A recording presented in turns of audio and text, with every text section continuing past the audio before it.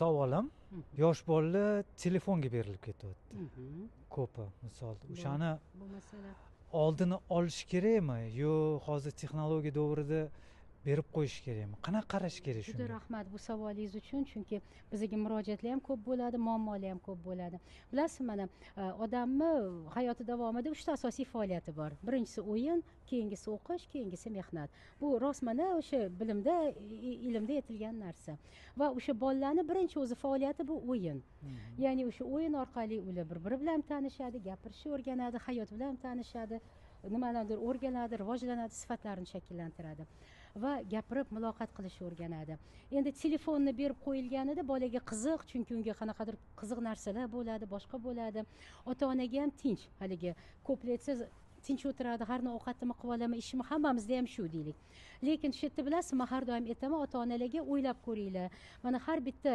muammoni yoki vaziyatni hal qilganda man aytaman bitta bunday chiziq qilinglarda bir tomoniga plyusini bir tomoniga minusini chizinglar deyman plyusi to'g'ri deylik bola jim o'tiradi chalg'itmaydi tinch o'tirganida ish qilib olinadi boshqa bo'ladi lekin uni o'ziga yarasha minuslari nima birinchidan deylik o'sha bolada aytdim o'sha yoshiga qarab u paytda o'yin programmasi birinchi bo'lishi kerak o'yin orqali bola hayotni o'rganadi o'zi shakllanadi kerak joylari shakllanib rivojlanadi o'sha narsa ozgina kamroq bo'lib qoladi yana bitta narsasi mana odamni aytishadi odam bu ijtimoiy mavjudot uni birinchi vositasi til deyiladi ya'ni odam muloqot qilishni bilishi kerak muomala qilishi kerak gapni bilishi kerak gapirishni bilasanmi deymizku ba'zi vaqtda bolalarga bola uni o'rganishi kerak bola o'zidan o'zi bilmaydi uni deylik shu apparati bo'ladi gapirish apparati lekin unga gapirishni kattalar o'rgatadi ozgina o'tirib oldin eslaysizmi gaplashib o'tirardik boshqa qilardik o'sha gaplashish kerak kattalar bilan ham tengdoshlari bilan ham gapirib savol berishni bilish kerak bola javob berishni bilish kerak fikrini aytishni bilish kerak telefonda o'sha narsa kamayadi yana keyin bitta narsasi deylik bolada o'sha aql programmasi keyingi ishlaydi baravar bo'ladi lekin hali u kerak emas ma'lumotlarni ham telefondan olib ularni deylik sortirovka qilishga hali bolada kuch bo'lmaydi aqlini imkoniyati hali unga yetmaydi va bolani miyasiga qancha kerak emas narsalar kiradi keyin deylik bola qayerdadir kerak emas ma'lumotni olib boshiga o'rnatib oladi kerak emas qoliplarni kerak emas modellar deymiz ijtimoiy ana shu tomondan o'zimiz bunday o'ylab qarasak telefonda ko'proq o'tirishi bu ko'proq ziyon foydadan ko'ra chunki nimalarnidir ko'radi o'rganadi lekin o'sha aytganimizdek muloqot programma kamayadi bolada gaplashish madaniyati texnikasi kamayadi bolani deylik o'sha qanaqadir sifatlari shakllanishi kerak borib so'rashi kerak yo'q deyishni bilish kerak xo'p deyishni bilish kerak savol berishi kerak paytda nima deylik kerak uning uchun u muomalaga kirish kerak munosabatga kirish kerak telefonda o'ynaganda o'sha ham kamayadi o'sha aytganimdek ba'zi vaqtda deylik bola kerak emas narsalarni oladi birinchidan ikkinchidan o'sha narsalarni u har xil kanallardan oladi u bizani milliyligimizga to'g'ri keladimi yo'qmi qadriyatimizga to'g'ri keladimi yo'qmi bizani deylik milliy vositalarimizga masalan ba'zi vaqtda deylik bizada ba'zi vaqtda emas masalan deylik xo'p deyish bu bizani milliy ham insoniy ham milliy qanaqadir vositamiz ba'zi bir joylarda bu yo'q ishlatilmaydi va bola o'sha narsalarni ko'rib kerak emas ma'lumotlarni olishi mumkin va bilasizmi haligi aytganimdek bola bu olam munosabat qilganda uni psixologik immunitet hammamizda ham ishlaydi va birinchi blokimiz bizga vaziyatni chizib beradi bundoq qaraydida vaziyat mana bunaqa ekan keyin ikkinchi blok unga boshqa ko'rinish beradi tafakkurimizni o'ylab ko'raychi mana bunaqa qilish kerakmi yo'qmi va o'sha aytgandek uchinchi blokda bizada imo insof ishlab keyin kerak emas deb berish kerak ana o'shanda bolada ikkinchi blok keragidan erta ishlab ketadi chunki kerak emas ma'lumotlarni juda ko'p ko'radi u deylik insoniy ma'lumotlar ilmiy ma'lumotlar deylik munosabatdagi ma'lumotlar ba'zi vaqtda kerak emas qadriyatdagi ma'lumotlar va shuni hisobiga minusi ozgina plyusidan ko'proq bo'ladi shunisi bor va o'sha deylik bola deylik qiynalganida yoki nimadir eshitgisi kelganda ota onaga emas opa ukaga emas ko'proq telefonga boradi bu odamlarni o'rtasidagi ozgina keyinchalik oiladagi boshqa odamlar bilan munosabatlarni ozgina qiyinlashtirib berishi mumkin yaxshi javob berdingiz o'shani misol endi qarang birinchi savolim o'sha bo'ldi bolani shu telefonda o'tirishi ikkinchisi ota onani vazifasi hozir ota ona vazifasini aytdingiz lekin sal kamroq aytdingiz o'shani sal keyinroq qilib tushuntirib bersangiz ota ona nima qilish kerak shunaqa vaziyatda o'zi bilan chalg'itishni bilishi kerak deyapsiz misol masala o'sha aytganimizdek o'sha mana baribir ham bola bilan ishlanganda ham kattalar bilan ham muloqot qilganda ham bilish kerak. O'sha muloqot qilayotganimizda bolada ham kattada ham hissiyot programmasi ishlaydi. Ya'ni bolaga hissiyot ham kerak. Ya'ni kerak o'z vaqtida voy asalim shakarim deb turish kerak. O'z vaqtida nimadir bo'lganda voy san mani pahlavonimsan yoki chiroyligimsan. Hissiyot programmasini ham berish kerak ota-ona. Uni faqat o'sha qidirib, o'sha ba'zi vaqtda bola mana bilasizmi haligi bitta narsa bor, hissiyot bilan aql programmasi bizda ba'zi vaqtda teskari proporsional ishlaydi. Ba'zi vaqtda deylik nimadir tushunmaganda yoki nimadir yoqmaganda hissiyotimizni chalg'itamiz. O'sha boshimiz ishlamasligi uchun o'yinga kirib ketadi kimdir nimadir qiladi nimadir. Xuddi shunga o'xshab bolada ham agar u o'yinni ko'proq qilsa, uni bosh programmasi ishlamasligi mumkin aytdim-ku, yoki o'sha ota-onadan nimadir yetmayotganini u bilan chalg'itadi va bola keyinchalik eng yomon narsa menga yordam beradi ota-ona emas, menga yordam beradi telefon degan narsa yozilib qoladi. Eng yomoni o'sha miyada yozilgan narsalar. Bu meni chalg'itadi boshqa narsa deylik, lekin oxirgi xulosasi yomon. Shuning uchun biz ishlaganda o'sha boshini oldin xulosasini olamizda, keyin bu xulosa bu yoshda bo'lishi mumkin edi, mana bunaqa vaziyatda deb keyin o'sha ishlanadi. Ya'ni tushuntira oldimmi? Masalan, zerikkanimda deylik, ota-onamga yoki akamga emas, telefonga boraman. Yoki javob bilmasam ota-onamga emas, telefondan so'rayman. Tushuntira oldimmi? Kerakli ma'lumotni oldinlari bu, uzr, gapingizni bo'ldim, oldinlari bu telefon bilan emas, aytishadi-yu, qanaqadir sinfda noformal liderlar bor, bolalarni qanaqadir yetaklaydi bu yoki mahallada yoki nimadir deyilardi. Hozir shu narsa telefon bo'lib qoldi. Ya'ni deylik o'sha bola oilada olish kerak bo'lgan narsasini o'rniga telefondan olyapti. Telefonda biz bilmaymiz internetda nimalar bor, nimalar yo'q. Unda o'sha qadriyat tizimi bo'yicha sortirovka qilinganmi yo'qmi biz qayerdan bilamiz.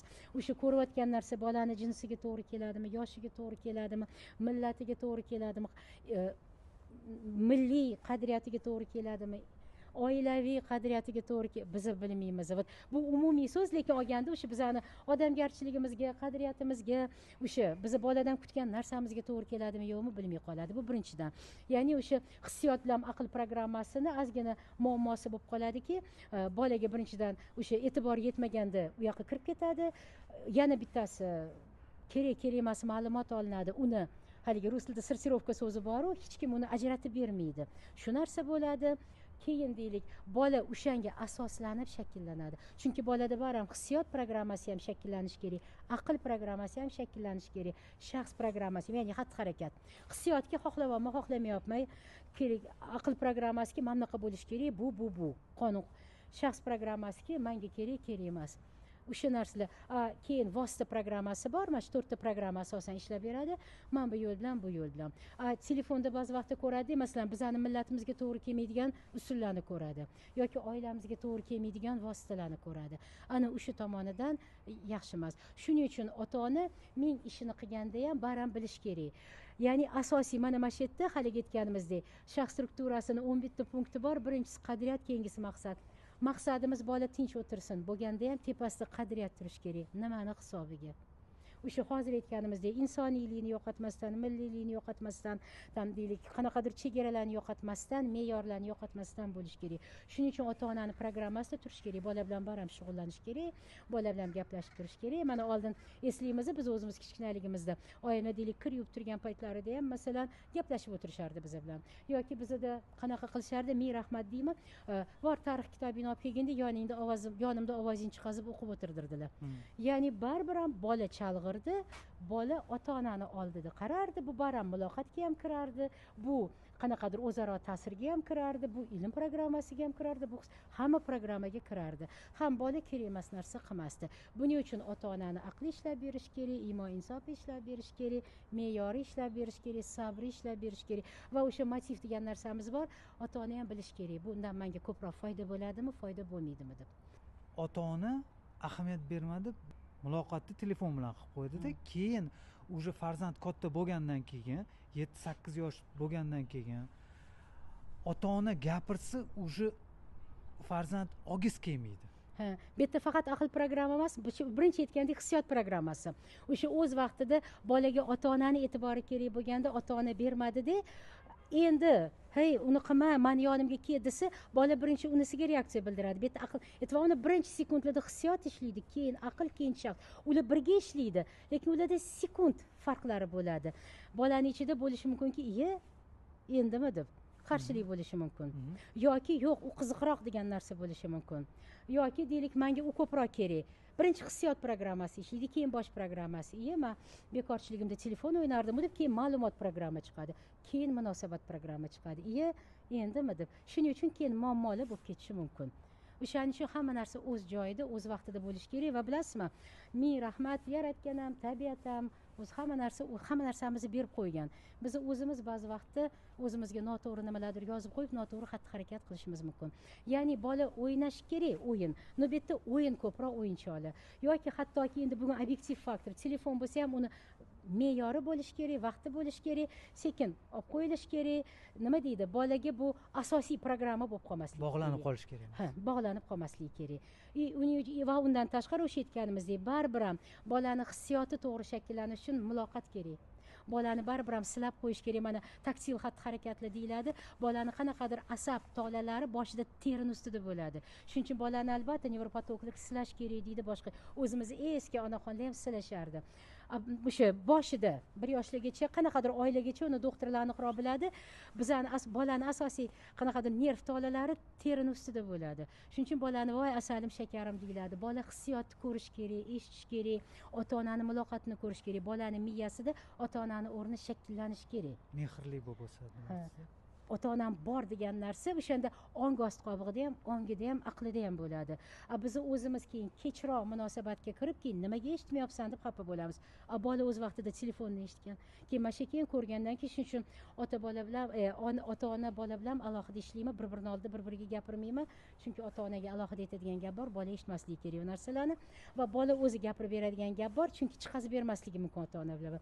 Unda shunaqa keyin u kelishtiriladi. Shuning uchun nima deydi, biz o'zimiz ko'pincha bu natijalar va biz ba'zi vaqtda hozirgi vaziyatdan emas, natijalardan xafa bo'lamiz.